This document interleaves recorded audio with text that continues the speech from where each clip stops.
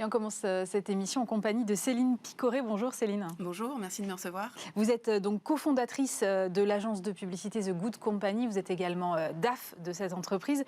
D'abord, c'est vrai que je pose souvent la question parce que vous venez... Vous, votre cofondateur en tout cas, venez régulièrement sur ce plateau. Mais quand on porte un nom comme The Good Company, ça engage nécessairement plus que les autres. Comment vous gérez cette responsabilité au quotidien d'avoir choisi et de devoir finalement assumer ce nom-là ? Alors au quotidien, c'est vrai que collectivement, on s'impose de travailler de manière responsable, donc aussi bien sur les choix des projets sur lesquels on travaille que sur la conception des projets sur lesquels on va travailler pour nos clients. Et c'est vrai qu'on essaye d'emmener à la fois tous nos collaborateurs, mais également nos clients. Et c'est vraiment notre mission est vraiment d'éduquer et d'aller sur le bon chemin de la com responsable. Alors vous venez me voir cette semaine parce que vous avez mis en place un plan sobriété. Alors évidemment, je ne vous demande pas pourquoi, parce que je pense que tout le monde a compris. Mais qu'est-ce que ça recouvre ? Parce que c'est vrai que là, on sent bien que les entreprises, elles sont toutes obligées de s'adapter. Vous, vu votre nom, vu tout ce que vous faites déjà, j'imagine que vous avez déjà beaucoup de choses en place. Donc comment est-ce qu'on peut aller plus loin ? Et qu'est-ce que vous avez mis en place concrètement de nouveau ?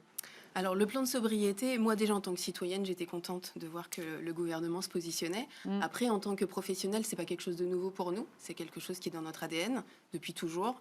Et c'est vrai que nous avons mis en place dès le début de l'agence un certain nombre de démarches sobres. Donc comme je vous le disais, aussi bien dans le choix de nos clients que dans les démarches de conception. Aujourd'hui, c'est vrai que ça ne se réduit pas à baisser notre note d'électricité, évidemment, c'est beaucoup plus large que ça. Et donc ça concerne vraiment toute notre activité et d'emmener tous les gens avec lesquels on travaille sur ce plan de sobriété. Et nous, on l'a vraiment décliné aujourd'hui d'un point de vue écologique, mais aussi social, avec un bouclier du pouvoir d'achat pour nos collaborateurs. Mais sur juste la sobriété, comment on devient plus sobre au quotidien ? C'est-à-dire, vous avez fait des coupes dans certaines choses ? Alors en fait, on a mis dans nos missions d'entreprise à mission un certain nombre d'objectifs. Et donc par exemple, nous ne nous déplaçons pas autrement qu'en train, l'avion est interdit. Pour les tournages, nous sommes mis comme objectif de ne pas travailler en dehors de l'Europe. Donc vraiment d'amener nos clients à travailler sur le territoire, à ne pas utiliser l'avion. Voilà, nous aujourd'hui, notre objectif c'est vraiment celui-là. Ça veut dire que ça change la façon dont vous produisez aujourd'hui, par exemple, les films publicitaires ? On essaie de les réduire, en tout cas sur les tournages. Donc, on a des partenariats, notamment avec Sequoia, qui nous aident à réduire dans l'organisation et dans les déchets pour pouvoir réduire justement. Après, sur la partie plutôt print, on essaye de trouver des modes de conception qui utilisent moins d'encre, qui utilisent moins de papier. Voilà, on a tout un tas de choses qui sont mises en place par nos créatifs dès la conception des campagnes. Et ça vous oblige à être plus innovant, à aller chercher des nouvelles matières, en fait. Et de former les gens et d'être à l'écoute du marché pour savoir quelles sont les nouveautés, pour pouvoir justement être dans les premiers.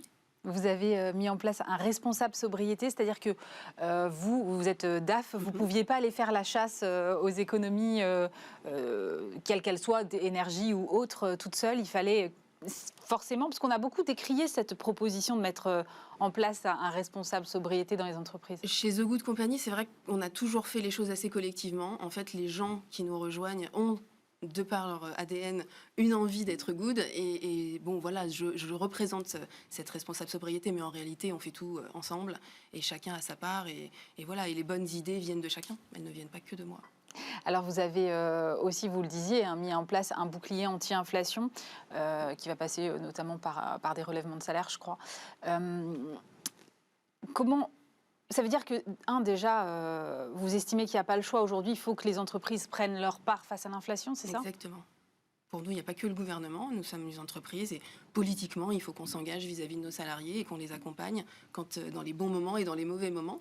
Et c'est vrai que, au retour de l'été, on s'est tous rendu compte, passé à la caisse au supermarché, que notre panier avait augmenté. Et on s'est dit que, voilà, dès le 1er septembre, il fallait agir. Donc, on a mis en place un bouclier pouvoir d'achat avec des mesures concrètes, simples, efficace.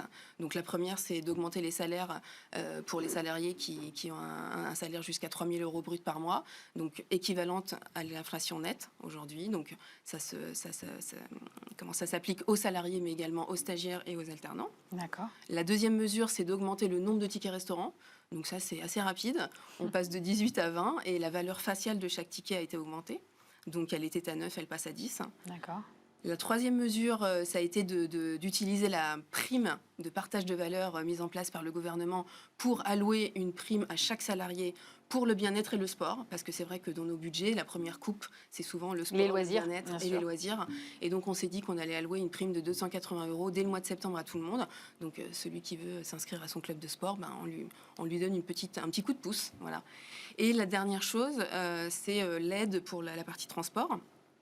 Donc vous savez qu'aujourd'hui, on peut ou bien choisir le remboursement du pass Navigo ou bien le titre mobilité.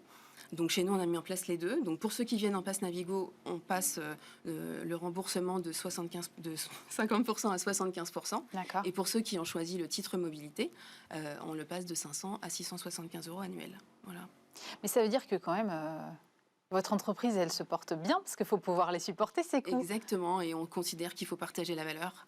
Et comme on est tous actionnaires, à un moment donné, on s'est aussi dit que c'était une bonne idée de partager cette valeur avec tout le monde. Vous avez été labellisé B Corp, c'est ça, et vous êtes passé aussi entreprise à mission il n'y a pas très longtemps. Ce sont quand même des statuts qui sont très contraignants. Votre nom est contraignant. Comment vous faites face à toutes ces contraintes pour finalement qu'elles n'en soient pas tant que ça et garder que le bon côté, si je puis me dire. Alors si je commence par société à mission, je dirais qu'on s'est mis des grands engagements au nombre de 5 et on les a déclinés en objectifs. Naturellement, il y en avait qu'on avait déjà mis en place, donc comme par exemple 1% pour la planète, donc on reverse 1% de notre chiffre d'affaires à des associations environnementales. Et ensuite, on en a mis des nouvelles. Comme par exemple d'être neutral carbone en 2023, de ne pas travailler avec un certain nombre de secteurs de l'industrie. Voilà. Et donc on l'a décliné. Et en fait, pour nous, c'était juste formaliser les choses qu'on avait déjà mises en place et en fait donner des preuves de notre volonté d'être good. Et comme vous le savez, Société à mission, nous avons un organisme tiers indépendant qui va venir nous auditer et qui va vérifier si nos objectifs sont bien remplis. Parce qu'aujourd'hui, voilà, déclamer sa raison d'être, tout le monde le fait, mais il faut avoir des preuves. Et nous, on souhaite les donner et faire des bilans avec un comité à mission qui nous suit et avec un organisme tiers. Comment réagissent vos clients? Parce que la maturité sur ces sujets n'est pas forcément la même dans toutes les entreprises. Comment est-ce qu'ils vous suivent ou pas d'ailleurs sur ces sujets? Est-ce que vous sentez parfois des réticences sur certaines choses? Alors, je prends de nouveau l'exemple de la société à mission. On a un comité qui est composé de 11 personnes, dont 8 clients, et donc partenaires et clients, et qui sont quotidiennement, enfin pas quotidiennement, mais qui sont régulièrement invités à venir suivre l'évolution de nos objectifs. Et je pense que ça leur donne aussi déjà une preuve de notre volonté d'être good, mais également, eux, des idées pour appliquer chez eux des choses. Donc je pense que c'est vraiment à double effet. Quand vous les entraînez comme ça avec vous, vous avez le sentiment de répondre à une attente ou vous avez au contraire l'impression d'être précurseur? Déjà, dans le choix du client, on est d'accord que nous, on va attirer aussi des gens qui ont envie d'évoluer. À peu près la même sensibilité. En tout cas, la même sensibilité. Donc, ou qui sont à un niveau... Donc, on ne va pas aller vers des gens qui vont faire du greenwashing, mais c'est vrai que d'attirer des gens qui ont déjà une sensibilité, ça, c'est évident qu'on l'a. Après, j'ai plutôt l'impression qu'on les tire vers le haut et qu'on est plutôt précurseurs, oui. Vous avez mis en place beaucoup de choses. Quelles sont les limites que vous vous fixez? Parce qu'on a l'impression que voilà, vous êtes entreprise à mission, vous êtes B Corp, l'inflation arrive, c'est pas grave, je sors mon bouclier inflation. On se dit mais formidable, mais où est-ce que vous allez vous arrêter? Parce que évidemment tout ça génère aussi des coûts et vous êtes aussi touché par l'inflation et l'envolée de l'énergie. Alors aujourd'hui, je n'ai pas de plafond et voilà, on se laisse la possibilité d'évoluer. Mais je pense que déjà aujourd'hui, avec ce qu'on a, on est pas mal. Et puis on verra avec l'évolution des choses. C'est un facteur d'attractivité aujourd'hui. Oui, clairement. Ouais. Oui. Vous sentez une demande? On n'a pas de difficulté à recruter et on est appelé pour avoir du new business, c'est sûr. C'est formidable parce que je pense que vous êtes la première entreprise que je vois depuis longtemps qui me dit non, j'ai pas de problème pour recruter. Pour le moment, en tout cas, c'est pas une difficulté. Oui. Merci beaucoup Céline Picoré. Je rappelle que vous êtes DAF et cofondatrice de The Good Company. Merci d'avoir été avec nous.